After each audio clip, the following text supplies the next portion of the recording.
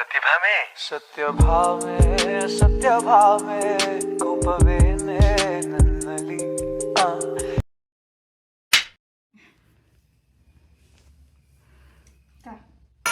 ಹಾಕೋಡ ಸಣ್ಣ ನೋಡ್ರಿ.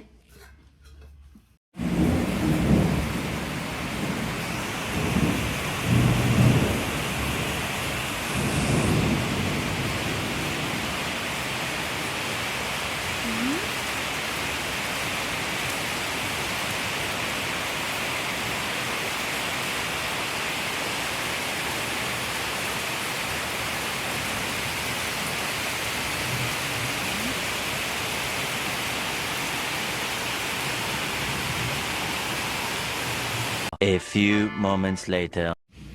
ನೋಡಿ, ಆವಾಗಲೇ ಮಳೆ ಬರ್ತಿತ್ತು, ಓಕೆನಾ? ಬಟ್ ಈಗ ಮಳೆ ಸ್ಟಾಪ್ ಆಗಿದೆ.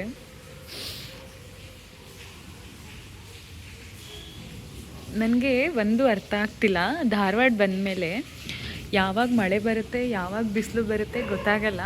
ಮಳೆನೂ ಅಷ್ಟೇ ಬಂದು ಹೋಗುತ್ತೆ, ಬಿಸಿಲು ಕೂಡ ಅಷ್ಟೇ ಬೇಗ ಬಂದ್ಬಿಟ್ಟು ಹೋಗುತ್ತೆ. ಬಟ್ ಈ ಸೀಸನ್ ಏನಿದೆ, ಈ ಸೀಸನ್ನಲ್ಲಿ ನಿಜವಾಗ್ಲೂ ಯಾವುದೂ ನಂಬೋಕ್ಕಾಗಲ್ಲ. ಬಟ್ ಏನೋ ಒಂದು ಲೈನ್ ಹೇಳ್ತಾರೆ ಅಕ್ಕ, ಏನೋ ಧಾರವಾಡ ಮಳೆ ನಂಬೋಕ್ಕಾಗಲ್ಲ, ಬೆಳಗಾವಿ ಹುಡುಗಿರು ನಂಬೋಕ್ಕಾಗಲ್ಲ ಅಂತನೋ ಏನೋ ಹೇಳ್ತಾರೆ. ಸೊ ನಾನು ಆ ಥರ ಥಿಂಕ್ ಮಾಡಿದ್ರೆ ಹೌದು, ನಿಜ. ಹುಡುಗಿರ ಬಗ್ಗೆ ಗೊತ್ತಿಲ್ಲ, ಬಟ್ ಮಳೆ ಬಗ್ಗೆ ಅಂತೂ ನಿಜವಾಗ್ಲೂ ಡೌಟೇ ಇಲ್ಲಿ. ಧಾರವಾಡಲ್ಲಿ ಹೇಗೆ ಬರುತ್ತೆ, ಹೇಗೆ ಹೋಗುತ್ತೆ ಅಂತ ಹೇಳ್ಬಿಟ್ಟು. ಬಟ್ ವೆದರ್ ಚಿಲ್ಲಿದೆ ಇವತ್ತು.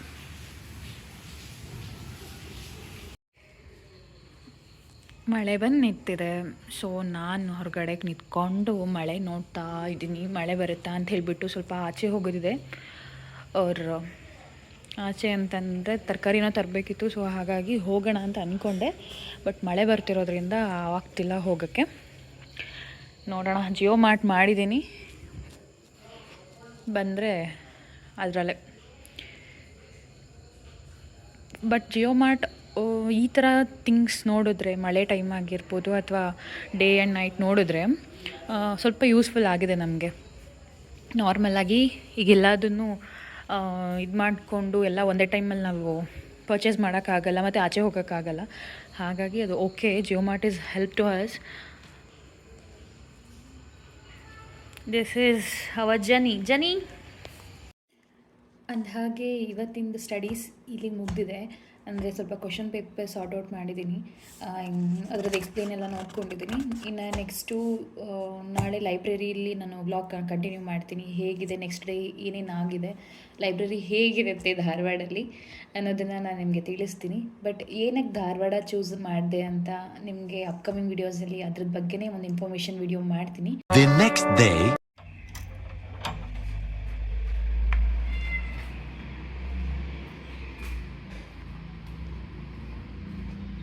ಜೆರಾಕ್ಸ್ ಮಾಡಿಸಿದೆ, ಸೊ ಜೆರಾಕ್ಸ್ ಮಾಡಿಸೋಣ.